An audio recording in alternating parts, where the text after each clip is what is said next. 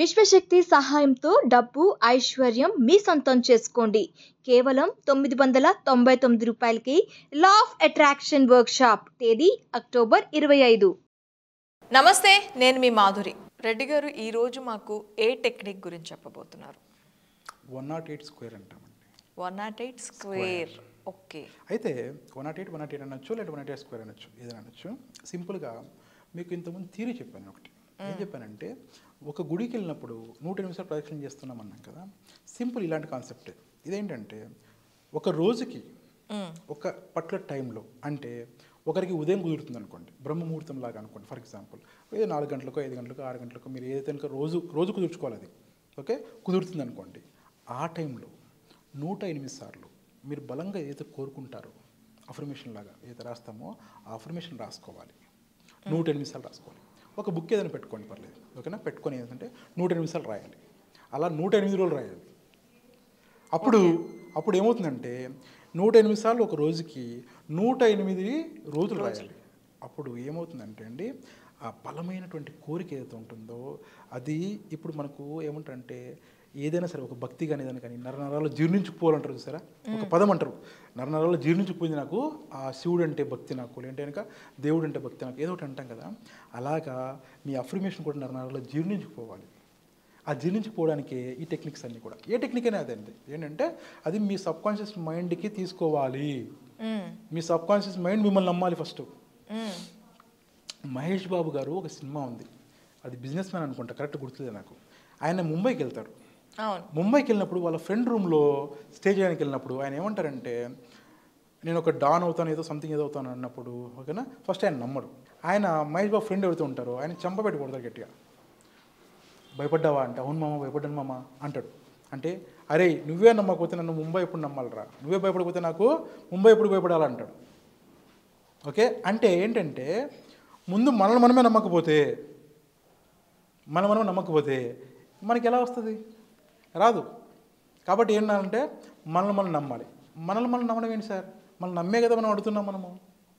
నన్ను నమ్మితేనే నేను అడుగుతాను, నాకు అది కావాలని అడుగుతున్నా అంటే నేనే అడుగుతున్నాను కదా. మళ్ళీ నాలో నేను నమ్మడం ఏంటి అంటే ఏంటంటే, మీ బ్రెయిన్ నమ్మించగలగాలి మీరు. బ్రెయిన్ ఎప్పుడైనా సరే ఏం చెప్తుందంటే, ఒకటి అసాధ్యం ఉంటుంది, ఒకటి సాధ్యం ఉంటుంది. ఈ సాధ్యం అనే దాంతో మనకేం ప్రాబ్లం లేదండి. అసాధ్యం అంటుంటుంది చూసారా, దాన్ని నమ్మించాలి మీరు. అయితే నిజానికి ఈ అసాధ్యం అనేదే కరెక్ట్. ఎందుకంటే అది ఏం చేస్తుందంటే రియాలిటీ క్యాలిక్యులేట్ చేసి చెప్తుంది. బయట ప్రపంచంలో నీకు ఏం జరుగుతుంది, నీ కెపాసిటీ ఎంత, నువ్వు ఎంతలో ఉన్న ప్రస్తుతానికి, నువ్వు నీ ఏమంటారంటే ఇందులో అవకాశం అంటారు, నీ ఇది ఏంటి అని చెప్తారు, స్టామినా ఏంటి అని చెప్తారు కదా. అలాంటిదే ఈ అసాధ్యం అని చెప్పేటువంటి బ్రెయిన్ అనమాట. ఆ బ్రెయిన్ నమ్మించాలి. ఎలా నమ్మిస్తాం మనము? 108 సార్లు మనము అలా రాసుకుంటున్నప్పుడు కూడా మేము మనస్ఫూర్తిగా నమ్ముతూ, దాన్ని పలుకుతూ, దాన్ని అనుకుంటూ మనం మనస్ఫూర్తిగా చేసుకోవాలి. అలా 108 రోజులు చేసుకోవాలి. చేస్తే ఏమవుతుందంటే, ఆ 108 రోజుల్లో మీ మైండ్ అంతా అదే ఉండిపోతుంది. ఓకే. సింపుల్ చెప్తాను చూడండి ఒకటి. ఈ ఆత్మ పరమాత్మ కాన్సెప్ట్ ఒకసారి చెప్పుకున్నప్పుడు మనం ఏమన్నామంటే, ఆయన ఏమంటాడంటే, రజనీకాంత్ ఏమంటాడంటే, ఇక్కడ సంతోషం ఉంటే ఎక్కడికి వెళ్ళినా సంతోషమే, ఇక్కడ సంతోషం లేకపోతే ఎక్కడికి వెళ్ళినా లేదు అని ఒక ఆయన అంటాడు. ఇంకొక ఆయన ఏమంటాడంటే, స్వర్గం ఎక్కడుందిరా అంటే తల్లి కాళ్ళ దగ్గర ఉందని ఒక ఆయన అంటాడు. ఇవన్నీ కాన్సెప్ట్లు ఏంటో తెలుసా అండి, ఫస్ట్ నీ మైండ్ ఏదైతే ఉంటుందో అది నమ్మాలి. ఏంటంటే, నా తల్లి పాదాల దగ్గర నాకు స్వర్గం ఉందని నేను నమ్మితే, నా తల్లి పాదాలు నేను కడిగడమో, లేదా తల్లి పాదాలు ముక్కడమో, లేదా తల్లి పాదాలు నేను చూసుకున్నాను నమ్మితే నేను ఓకేనా, స్వర్గం కోసం నేను ఎక్కడికి వెళ్ళలేదని నేను నమ్మితే, ఓకేనా, తల్లిని గౌరవిస్తాడు వాడు. ఈ జన్మ నాకు పుట్టడానికి, నాకు ఎవరైతే నాకు ఈ లోకంలోకి తీసుకొని వచ్చారో ఆ దేవత ఎవరైతే ఉందో, ఆ తల్లి, నాకు తల్లి ఎవరైతే ఉన్నారో ఆ తల్లి నేను గౌరవించాలంటే నేను మనస్ఫూర్తిగా నేను నమ్మాలి కదా. నా తల్లి దగ్గర నాకు స్వర్గం ఉందని నేను నమ్మితేనే చేస్తాను, నేను చేయను కదా నేను. ఓకే. ఇప్పుడు తల్లికి బ్రహ్మకు వారధి ఎవరంటే తండ్రి అన్నప్పుడు, తల్లిదండ్రులు నేను గౌరవించుకోవాలి అన్నప్పుడు, నీ తల్లిదండ్రుల దగ్గరేనైనా నీకు స్వర్గం ఉంది, నీ తల్లిదండ్రుల దగ్గర నీకు ఏతో కనుక ఆ జన్మ ఏదో ఉంటో సార్థకత ఉంది అని నీకు చెప్తేనే, పెద్దవాళ్ళు చెప్తేనే, ఎవరు తల్లిదండ్రులు చెప్పుకోలేరు. కాబట్టి ఖచ్చితంగా గురువు చెప్పాలి. గురువు ఏం చెప్పాలి, నీ తల్లిదండ్రులు ముక్కాలి నాన్న, నువ్వు ముందు నీ తల్లిదండ్రులను గౌరవించుకోవాలి, ప్రేమించుకోవాలి, వాళ్ళకి సేవ చేసుకోవాలి. సేవ అంటే ఏదో పూజ చేసి ఈరోజు రేపు రోజు భోజనం పెట్టకుండా కాదు.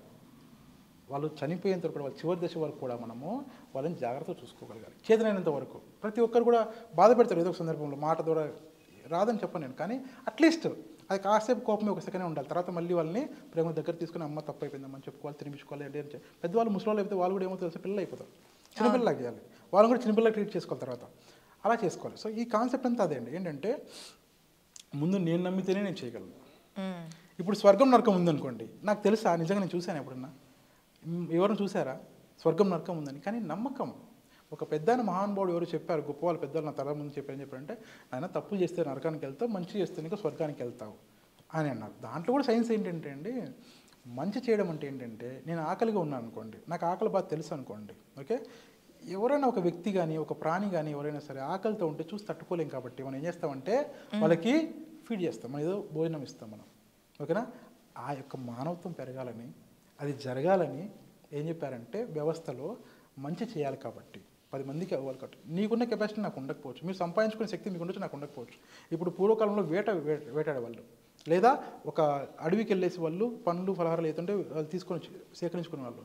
ఆ సేకరించుకునే దశలో నాకు శక్తి లేకపోవచ్చు, నేను ఎక్కువ దూరం ప్రయాణించలేకపోవచ్చు, ఓకేనా. మీకు శక్తి ఉంది, మీరు ప్రయాణించారు, మీరు బాగా అన్నీ తీసుకొని వచ్చారు, ఒకరోజు మీరు తింటే సరిపోతుంది, అవి కుళ్ళిపోతాయి కదా 2-3 రోజులకి, ఎలాగైనా వేస్ట్ అయిపోతాయి కదా. కనీసం ఏంటంటే 2 పండ్లు నీ పక్కన్నవాడు కూడా ఇచ్చావనుకోండి, వాడు కడుపు నింపుతాడు. అందరికీ అదే శక్తి ఉండకపోవచ్చు. కాబట్టి ఏంటంటే మనలో కాన్సెప్ట్ ఏముండాలంటే మంచి చేస్తే మంచి జరుగుతున్న కాన్సెప్ట్ ఉంది, అది జరుగుతుంది కూడా, మనం ఇస్తే మనకు కూడా వస్తుంది.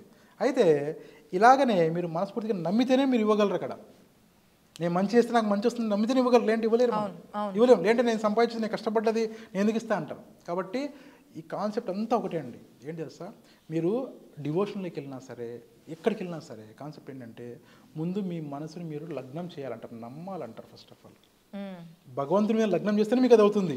అసలు భగవంతుడిలో లేదా మీకు డౌట్ ఉందనుకోండి, మీరు పోయి పూజ చేయగలరా, చేసి ఏమైనా వర్కౌట్ చేసుకోగలరా? ఏం చేయలేము మనము. ఆ నమ్మకం ఉంటేనే చేస్తాం. అలాగే ఇప్పుడు కాన్సెప్ట్ అంటే ఏం నమ్మించాలంటే దీన్ని నమ్మించాలి, బ్రెయిన్ నమ్మించగలగాలి.